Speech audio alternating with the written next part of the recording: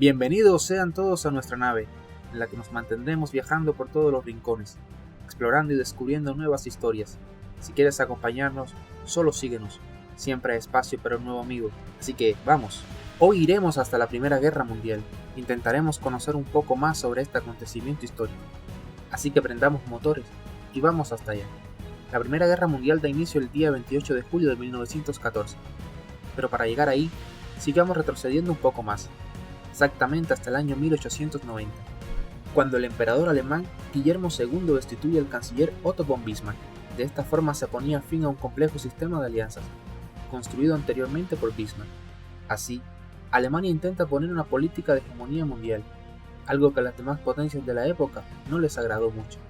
Empezaron a surgir así nuevas rivalidades, sobre todo en el ámbito colonial. Pero no crean que solo los alemanes tenían intereses coloniales, también los tenía Rusia y Austria-Hungría, por la hegemonía de los Balcanes. De la misma forma, Bulgaria, Serbia, Grecia, Montenegro y el Imperio Otomano. Mientras tanto, las demás potencias, viendo el rápido crecimiento alemán, deciden en 1907 firmar el Acuerdo Anglo-Ruso. Nacía así la Triple Entente, conformada en un inicio por Francia, Rusia y Reino Unido, todos juntos en un solo bloque para detener los planes alemanes.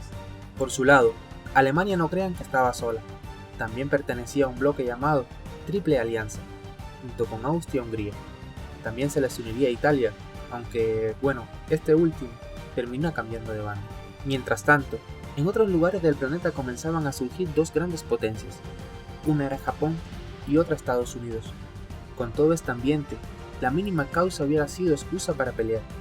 Esta causa llegaría el día 28 de junio de 1914, con el asesinato del archiduque Francisco Fernando. Esto sucedió en una visita a Sarajevo, Bosnia. El crimen fue llevado a cabo por un grupo nacionalista serbio conocido como Mano Negra, como protesta a las políticas expansionistas de Austria-Hungría en los Balcanes. En respuesta, Austria-Hungría entregó a Serbia un ultimátum el 23 de julio de 1914, donde hacía 10 demandas imposibles de aceptar, de forma intencionada, para justificar una guerra contra Serbia. El día 25 de julio de 1914, Serbia decretó la movilización general, y esa misma noche declaró que aceptaba todos los términos del ultimátum, excepto el artículo 6, que exigía el envío de una delegación austríaca a Serbia para participar en la investigación del asesinato del archiduque Francisco Fernando. Al día siguiente, Austria rompió sus relaciones diplomáticas con Serbia, y un día después ordenó la movilización parcial. Así llega el día 28 de julio de 1914, donde Austria-Hungría le declara la guerra a Serbia, dando así inicio a la Primera Guerra Mundial. Y así hemos recorrido en nuestra nave, parte de nuestro camino para llegar hasta acá. Pero sigamos, aún tenemos mucho por descubrir, y todos queremos saber qué sucedió en los días posteriores. Pues en un inicio los países involucrados creyeron que se trataría de una guerra corta, y ambos bandos esperaban conseguir una victoria fácil y demoledora. Austria atacó a Serbia con fuego de artillería, aunque las ofensivas de importancia no comenzaron hasta el 12 de agosto de 1914, donde los austrohúngaros sufrieron su primera derrota, y así dando una inesperada victoria a Serbia. Por otro lado, Alemania da la orden de movilizar el 80% de su ejército en el frente occidental, y el resto de las fuerzas debía actuar en el este. Mientras tanto, Rusia hacía lo propio en su territorio, movilizando a su ejército. El 1 de agosto de 1914, Alemania le declara la guerra a Rusia, y Francia inicia movilizaciones generales en su territorio. Pero el 3 de agosto de 1914, Alemania le declara la guerra a Francia. No satisfecho aún, el 4 de agosto, Alemania invade Bélgica y Luxemburgo, lo que provoca que Reino Unido le declare la guerra a Alemania. El plan alemán era obtener una rápida victoria sobre Francia, para después centrar sus esfuerzos contra Rusia. En un principio, ese plan parecía estar dando resultados, ya que las bajas francesas en el primer mes de combate superaban las 260.000, gracias a una buena estrategia elaborada por Alemania. Pero una serie de errores tácticos alemanes son aprovechados por Francia y Reino Unido para hacerlos retroceder 50 kilómetros. Alemania había fracasado en su objetivo de una victoria fácil sobre Francia, lo que equivalía a una derrota estratégica. Para ese entonces, ya la guerra se libraba con mayor o menor intensidad en distintas partes del mundo. Muestra de ello fueron las tropas japonesas, que ocupaban las posesiones alemanas del Pacífico en Islas Carolinas y Marianas.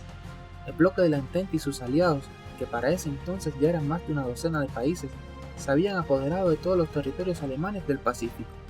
También se lleva a cabo una importante guerra en el mar, donde se realizaron grandes batallas, pero el principal esfuerzo consistía en bloquear el comercio marítimo a los imperios de la Triple Alianza por parte de los aliados. Por su parte, también el Imperio Otomano entró en guerra y rompe todo tipo de relaciones diplomáticas con los aliados. El 2 de noviembre, Rusia formalmente le declara la guerra. En abril de 1917, los Estados Unidos le declaran la guerra a los imperios centrales, animados por un sentimiento anti-alemán, tras el hundimiento del RMS Lusitania por un submarino alemán en donde murieron 128 estadounidenses. Alemania, al enterarse de esta declaración de guerra, intentó persuadir al gobierno de México que entrase a la guerra del lado de los imperios centrales. A cambio, prometía a México la restitución de los territorios anexados por Estados Unidos. A Alemania se le estaba acabando el tiempo. Además, el pueblo alemán sufría necesidades crecientes y su oposición a la guerra cada vez era más visible en Berlín y otros centros industriales. Se vivieron protestas masivas y huelgas, donde participaron más de 1 millón de trabajadores. Para mayo de 1918, 318.000 soldados estadounidenses habían llegado ya a Francia, y se esperaba que otro millón llegase antes de agosto, con lo que los alemanes sabían que la única oportunidad de victoria consistía en derrotar a las fuerzas aliadas antes que llegaran el resto de fuerzas norteamericanas. Animados por esta causa, comenzó la ofensiva alemana el 21 de marzo de 1918, con un ataque contra las fuerzas británicas en San Quintín. Los alemanes lograron un extraordinario avance de 60 kilómetros en territorio enemigo. El frente se movió entonces a menos de 120 kilómetros de París. El temor se apoderó de los parisinos, y muchos huyeron, e incluso 3 cañones ferroviarios llegaron a disparar 183 proyectiles sobre la capital gala. Muchos alemanes pensaron entonces que la victoria estaba cerca. Sin embargo, después de duros combates, la ofensiva llegó a un punto muerto. Se presionó entonces para utilizar las fuerzas estadounidenses, mientras que los generales estadounidenses intentaban que sus unidades se mantuvieran como una fuerza independiente. Luego de llegar a un acuerdo, comienza el contraataque aliado, la ofensiva de los 100 días, que supuso la primera ofensiva aliada exitosa de toda la guerra. Para el 20 de julio, los alemanes ya habían retrocedido a sus posiciones iniciales. Agotados, el ejército alemán jamás recuperó la iniciativa. Entre marzo y abril de 1918, los alemanes tuvieron 270.000 bajas, incluyendo a muchos de sus soldados más altamente entrenados. Para contribuir a la caótica situación, las marchas contra la guerra se hacían más crecientes en Alemania, y a mediados del año, la producción industrial apenas era la mitad que en 1913. La noticia de la inminente derrota militar de Alemania se extendió rápidamente por todas las fuerzas armadas, y con ella la amenaza de un motín. Incluso se negaron a zarpar en la última operación a gran escala, ya que creían que la guerra estaba perdida y sería un sacrificio inútil. Con unas fuerzas armadas vacilantes y una pérdida de confianza generalizada en el emperador que huyó del país, llegó la rendición. El 11 de noviembre, a las 5 de la mañana, se firmó el armisticio con Alemania, en un vagón de ferrocarril, y entró en vigor el alto al fuego. El imperio austrohúngaro se rindió también ante la Triple Entente y sus aliados, ante la imposibilidad de seguir la guerra. Así llegaba el final de la Primera Guerra Mundial, después de 4 años y 3 meses, donde los contendientes movilizaron más de 65 millones de hombres y se produjeron más de 9 millones de muertes en los campos de batalla, a los que hay que sumar 6 millones de inválidos de guerra, más de 4 millones de viudas y el doble de huérfanos.